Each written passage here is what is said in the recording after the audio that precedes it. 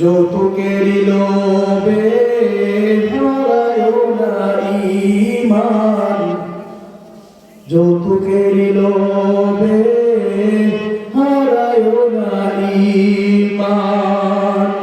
শোনো বাংলার মুসলমান, যৌতুকেরই লোভে হারায়ো না ঈমান। বলেছেন নবী, যৌতুক প্রথা সবই বিলকুল হারাম। শোনো বাংলার মুসলমান, যৌতুকেরই লোভে হারায়ো না ঈমান, যৌতুকেরই লোভে হারায়ো না ঈমান। যৌতুক প্রথা সর্বনাশা, কেড়ে নিল বুকের আশা। যৌতুক প্রথা সর্বনাশা, কেড়ে নিল বুকের আশা। কত মায়ের জীবন গেল, কত বোনের জীবন গেল যৌতুকেরই দায়। শোনো বাংলার মুসলমান, যৌতুকেরই লোভে হারায়ো না ঈমান, যৌতুকেরই লোভে হারায়ো না ঈমান। মেয়ের বাবা কাঁদে বসে, ছেলের বাবা মুস্কি হাসি। মেয়ের বাবা কাঁদে বসে, ছেলের বাবা মুস্কি হাসি। পরের টাকায় কিনবে গাড়ি, পরের টাকায় কিনবে বাড়ি, কিনবে বিচিয়ার। শোনো বাংলার মুসলমান, যৌতুকেরই লোভে হারায়ো না ঈমান, যৌতুকেরই লোভে হারায়ো না ঈমান। লিল্লাহে তাকবীর। কোরআন ও সহিহ হাদিস যেখানে লিল্লাহে তাকবীর। মাশাআল্লাহ, জাযাকাল্লাহ। সেই মহান রবের প্রতি সর্বপ্রথম শুকরিয়া আদায় করি, যিনি আমাদেরকে দীর্ঘ কয়েকটি বছর পর আবারও রসুলপুর উসমান মোল্লা ইসলামিয়া ফাজিল মাদ্রাসা এর উদ্যোগে 2 দিন ব্যাপী বার্ষিক ইসলামী মহাসম্মেলনের যে মহান রব্বুল আলামিন সুযোগ করার, মাহফিল করার শক্তি তাওফিক দান করলেন। আমরা সেই মহান সৃষ্টিকর্তার প্রতি, সেই মহান রবের প্রতি অন্তরের স্থল থেকে শুকরিয়া আদায় করি, সকলেই করি আলহামদুলিল্লাহ। অতঃপর তার প্রিয় নবী, নবিকুল শিরোমণি, যাকে আল্লাহ তাআলা পৃথিবীর শ্রেষ্ঠ মানব হিসেবে প্রেরণ করেছেন, যার সাথে কোনো মানুষের তুলনা হয় না, সেই আখির নবী জনাব মুহাম্মদ রাসূলুল্লাহ সাল্লাল্লাহু আলাইহি ওয়াসাল্লাম, যার শাফাআত ছাড়া কাল কিয়ামতের মাঠে জান্নাতে আশা করা যায় না, সেই নবীর উপরে আমরা সংক্ষিপ্ত আকারে আবার দরুদ পাঠ করি। সকলে করি আল্লাহুম্মা সাল্লি আলাইহি আল্লাহুম্মা বারিক আলাইহি। সম্মানিত আমার পর্দার আড়ালে অরলা সরলা দোয়া করি মা ও বোনেরা, যেহেতু এটা মহিলা অধিবেশন, আমি জানি যে এই রসুলপুর পার্শ্ববর্তী মাতাইল আরো যে গ্রামগুলো রয়েছে, জয়রাকান্দা, এই এলাকার মা বোনেরা আলহামদুলিল্লাহ অনেক ধার্মিক। তার প্রমাণ হচ্ছে মহিলাদের কোনো ইসলামী আলোচনা হলেই তারা সকল কাজকে বিরত করে সেই মাহফিলে এসে অংশগ্রহণ করেন। তো যদিও শীতের সকাল, খুব একটা শীত নেই, সুন্দর একটি আবহাওয়া, অনেক মা বোনেরা আসবেন, সকলকে অনুরোধ জানাচ্ছি আপনারা দ্রুত চলে আসেন। আমার পরে আরো যে সকল আলেমরা এসেছে আপনাদের সামনে উপস্থাপন করা হবে বিষয় ভিত্তিক সুন্দর সুন্দর কথা, কোরআন এবং হাদিসের কথা বলবেন। আপনারা সেগুলো শুনে জীবনে বাস্তবায়ন করবেন ইনশাআল্লাহ। আপনারা জানেন যে আমি এই মাদ্রাসারই একজন সাবেক ছাত্র, এটাই আমি এখানকার পরিচয় আমার এটাই। যদিও আলহামদুলিল্লাহ আপনাদের দোয়ায় অনেক জায়গায় প্রায় রাতে প্রোগ্রামে যাচ্ছি, কিন্তু আমি মনে করি যে এখানে আমার পরিচয় হচ্ছে আমি এখানকার একজন ছাত্র। এখানে যারা শিক্ষক মন্ডলী রয়েছে তারা আমার ওস্তাদ, তারা আমার শিক্ষাগুরু। এখানে তারা যে আমাকে সুযোগ করে দিয়েছেন এই জন্য আমি তাদের প্রতি কৃতজ্ঞ। আমি তাদের জন্য দোয়া করি, আল্লাহ তাদেরকে নেক হায়াত দারাজ করুক, আল্লাহুম্মা আমিন। পাশাপাশি যারা এই প্রতিষ্ঠান বানিয়ে আজকে অনেকেই কবরে শহীদ হয়েছেন তাদের জন্য দোয়া করি, আল্লাহ যেন তাদের পরিপূর্ণ সাদকায়ে জারিয়ার নেকিগুলো তাদের কবরে যেন পৌঁছে দেন, আল্লাহুম্মা আমিন। আমি আপনাদের সামনে পবিত্র আল কোরআনের ৬২ নম্বর সূরা, সূরা আল জুমা, ছোট্ট একটি আয়াত, ৮ নম্বর একটি আয়াত আপনাদের সামনে পাঠ করেছি এবং সহিহ বুখারী, মুসলিম, মিশকাতের একটি হাদিস, ৫১৬৭ নম্বর একটি হাদিস আপনাদের সামনে বর্ণনা করেছি। মহান আল্লাহ তাআলা যদি আমাকে সুযোগ করে দেন এই আয়াত এবং হাদিসকে সামনে নিয়েই আজকে এই মরণ সম্পর্কে আমাকে যে বিষয়টি দেওয়া হয়েছে এই মরণ সম্পর্কে কোরআন এবং সহিহ হাদিস থেকে আলোচনা করেই আজকের সংক্ষিপ্ত আলোচনা শেষ করব ইনশাআল্লাহ। আমার মা বোনেরা যারা এসেছেন মনোযোগ সহকারে বসবেন, কেউ কথা বলবেন না। এখানে যতক্ষণ থাকবেন আপনার উপরে রহমত নাযিল হবে। এখানে আপনি আমলের নিয়তে বসে যান, এমন ভাবে বসবেন যেন আপনার মাথার উপরে একটা পাখি বসে রয়েছে। কথাগুলো শ্রবণ করবেন সুন্দরভাবে আমলের নিয়তে, যেন এগুলো আপনার জীবনের পরবর্তীতে চলার ক্ষেত্রে আপনার উপকারে আসে। তাহলেই আপনার এই ওয়াজ কোরআন হাদিসের আলোচনা সার্থক হবে। যাই হোক, মূল আলোচনার দিকে আসি। আল্লাহ রাব্বুল আলামিন মানুষকে যেহেতু জীবন দিয়েছে, এই জীবনের একটি সমাপ্তিও দিয়েছে। এই জীবনের সমাপ্তির নামই হচ্ছে মৃত্যু। যদিও এই মৃত্যু শেষ নয়, এই মৃত্যুর পরে আল্লাহ তাআলা আরেকটা জগৎ রেখেছেন। প্রত্যেকটা মানুষ এবং জিন, এই দুইটা জাতির জন্য আল্লাহ রাব্বুল আলামিন আরেকটা জগৎ রেখে দিয়েছেন।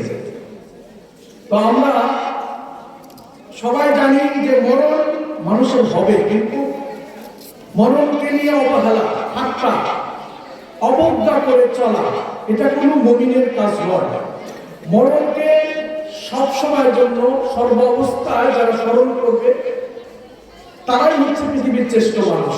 আল্লাহ পবিত্র আল কোরআনের ভিতরে ৩ নম্বর সূরা, সূরা আল ইমরানের ভিতরে বলছেন ১৮৫ নম্বর আয়াতে আল্লাহ বলেন, কুল্লু নাফসিন যায়িকাতুল মাউত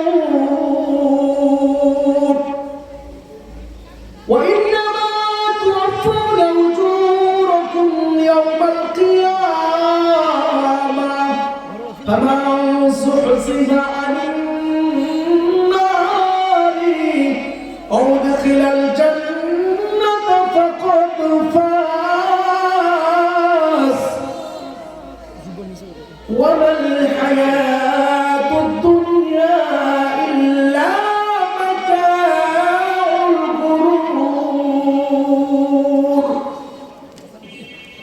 মহান রব্বুল আলামিন তার পবিত্র কোরআন সূরা আল ইমরান ৩ নম্বর সূরার ভিতরে আল্লাহ বলছেন, কুল্লু নাফসিন যায়িকাতুল মাউত,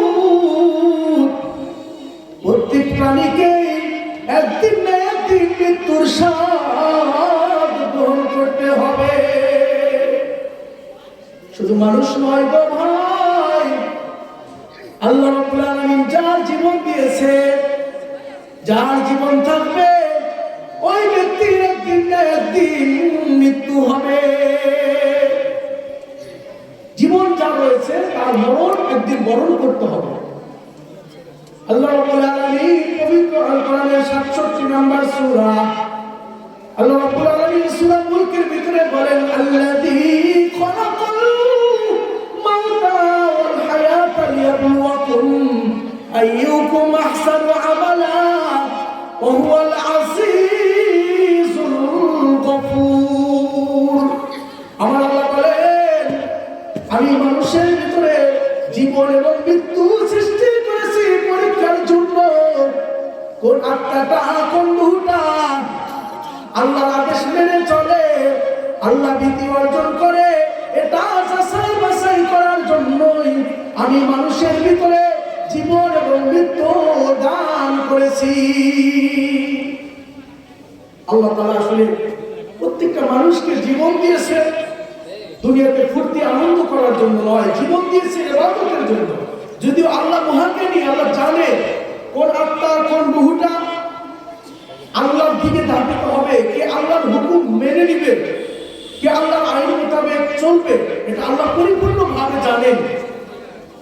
তবুও আল্লাহ তাআলা কিয়ামতের দিন প্রমাণ করার জন্য মানুষের জীবন এবং মৃত্যু আল্লাহ তাআলা সৃষ্টি করে দিলেন, যেন মানুষ আল্লাহকে দোষারোপ করতে না পারে। কেন তাকে জান্নাতে দিচ্ছেন, কেন তাকে জাহান্নামে দিচ্ছেন, এই জন্যই আল্লাহ তাআলা বলছেন আল্লাযী খালাকাল মাউতা ওয়াল হায়াতা লিয়াবলুয়াকুম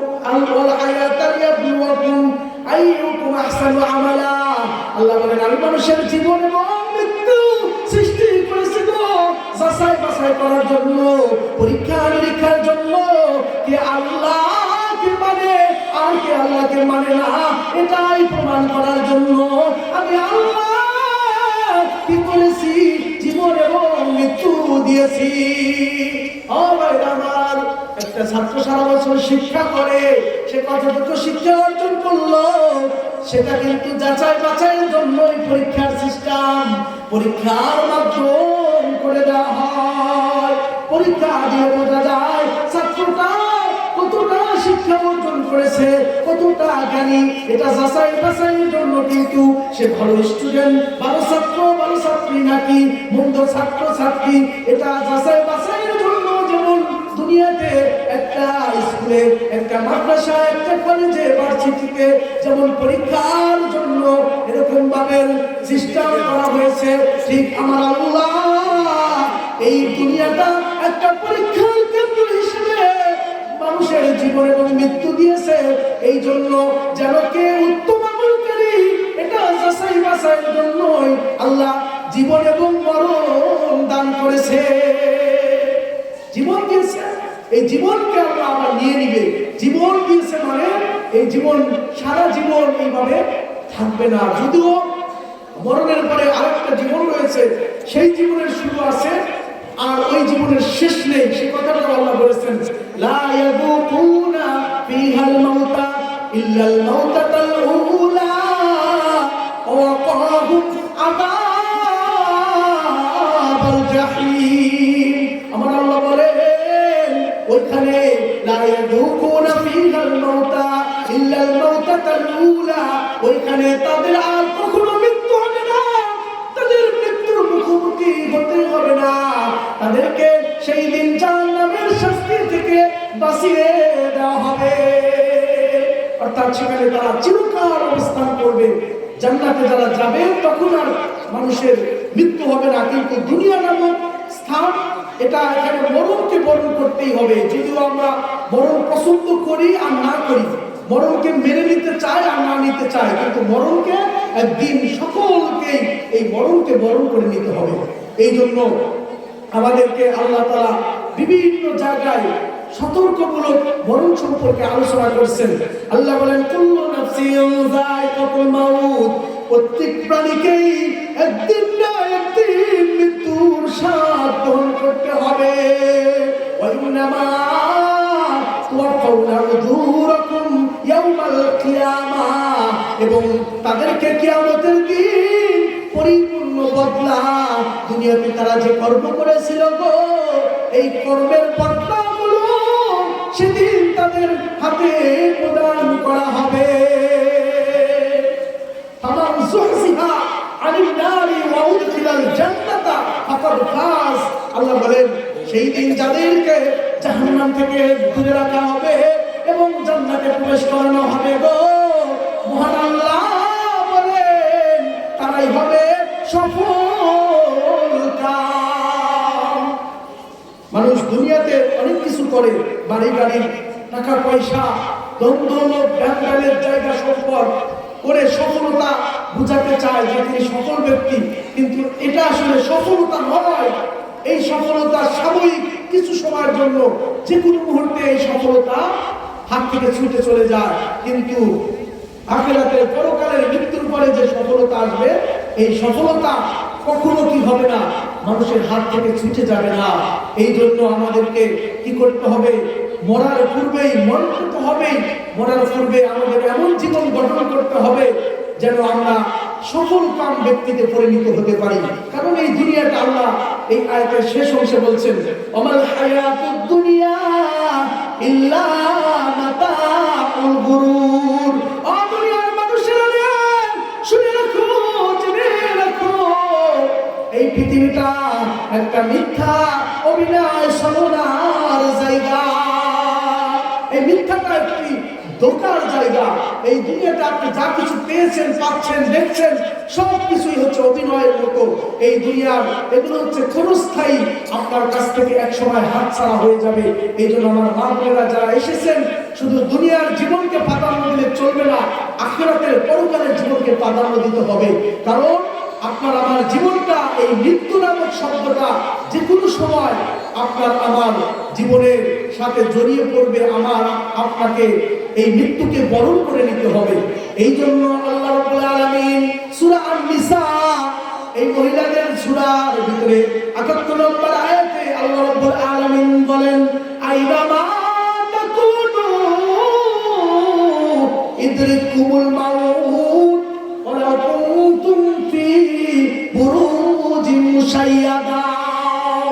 মহান রব্বুল আলামিন বলেন, আইনামা তাকুনু ইদরিকুমুল মাউত। তোমরা যেখানেই থাকো না কেন, মৃত্যু তোমাদেরকে ধরবেই ধরবে।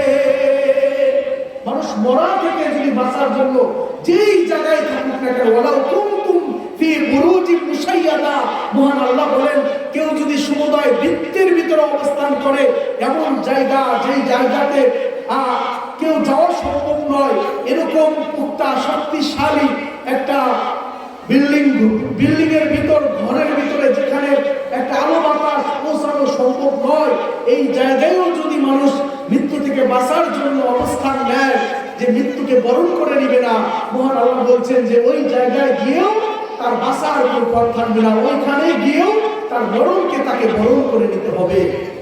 এই জন্য আমাদের মরণের ভয় অন্তরের ভিতরে জাগ্রত করতে হবে।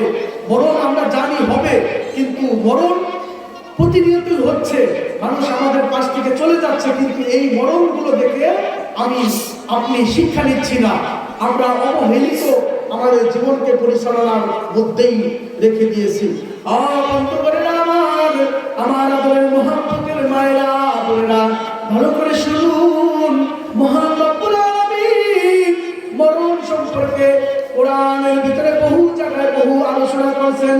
আল্লাহ রাব্বুল আলামিন সূরা ইউনূস খুলে দেখবেন, 10 নম্বর সূরার 49 নম্বর আয়াতে আল্লাহ বলেন, লিকুল্লি উম্মাতিন আজাল ইদা জা আজালুহুম লা ইস্তাখিরুনা সাআতাও ওয়া লা ইস্তাকদিমুন। আমার আল্লাহ তাআলা বলেন, লিকুল্লি উম্মাতিন আজাল ফাইদা জা আজালুহুম লা ইস্তাখিরুনা সাআতাও ওয়া লা ইস্তাকদিমুন। মহান রব্বুল আলামিন বলেন, আমি প্রত্যেক সম্প্রদায়ের প্রত্যেক নবীর উম্মতদেরকেই আমি আল্লাহ সুনির্দিষ্ট জীবন বা হায়াত বা রিজিক দিয়েছি। এই জীবন এবং হায়াত যখন একত্রিত হয়ে যাবে, তখন আর তখন এই জীবন এবং মৃত্যু একত্র হয়ে গেলে তাদের আর দুনিয়াতে থাকার মতো অবস্থান থাকবে না। এবং আল্লাহ বলছেন যে মানুষের জীবন এবং মৃত্যু এই দুইটা জিনিস যখন একত্রিত হবে তখন মৃত্যু হবে। আর এই দুইটা জিনিস একত্র না হওয়া পর্যন্ত মানুষের একদিন আগেও মরবে না, একদিন পরেও মরবে না। এই জন্য প্রত্যেকটা মানুষকে আল্লাহ নির্ধারিত সময় দিয়েছে, নির্ধারিত রিজিক দিয়েছে। এই রিজিক এবং হায়াত যখন একত্রিত হয় তখন আর মানুষের দুনিয়াতে বাঁচতে পারবে না, মুহূর্তের জন্য তার মৃত্যুকে পিছাতেও পারবে না, আগাতেও পারবে না। এই নির্ধারিত সময়ই ওই মানুষগুলোর দুনিয়া ছেড়ে চলে যেতে হবে। ও ভাইরা আমার, বন্ধুরা আমার, মানুষ শুধু ইচ্ছা করলেই মরতে পারে না। বারা ইবনে আযিব রাদিয়াল্লাহু তাআলা থেকে বর্ণিত, তিনি বর্ণনা করেন, আল্লাহর নবী বলেন, বারা ইবনে আযিব রাদিয়াল্লাহু তাআলা তিনি বর্ণনা করেন, ও ভাইরা আমার, বাপুরা, আল্লাহর নবী একদিন কি করছেন, এক আনসারীর জানাজায় অংশগ্রহণ করলেন। বারা ইবনে আযিব বলেন, আমরা নবীর সঙ্গে ছিলাম, আমরা যখন সবাই একত্রিত কি করলাম, ওই জানাজায় অংশগ্রহণ করলাম। ওই জানাজায় অংশগ্রহণ করার পর আমরা দেখতে পেলাম ওই মাইয়াতের কবর খনন করা এখনো কিছু বাকি ছিল।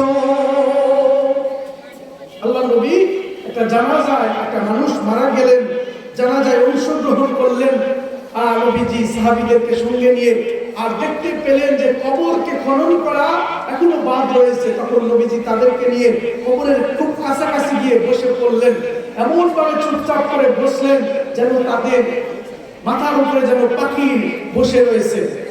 বারা ইবনে আযিব রাদিয়াল্লাহু তাআলা তিনি বর্ণনা করেন, আল্লাহর নবী বলছেন, বারা ইবনে আযিব বলেন যে আল্লাহর নবীর হাতে একটা কাঠি ছিল, তিনি কাঠি দিয়ে এরকম ভাবে কাঠের কাঠি দিয়ে তিনি মাটিতে দাগ দাগ টানা শুরু করে দিল।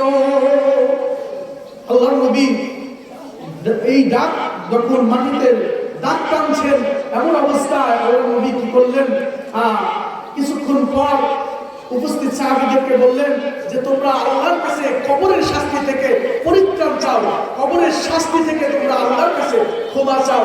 তিনি 2 বার অথবা 3 বার কথাটা বললেন।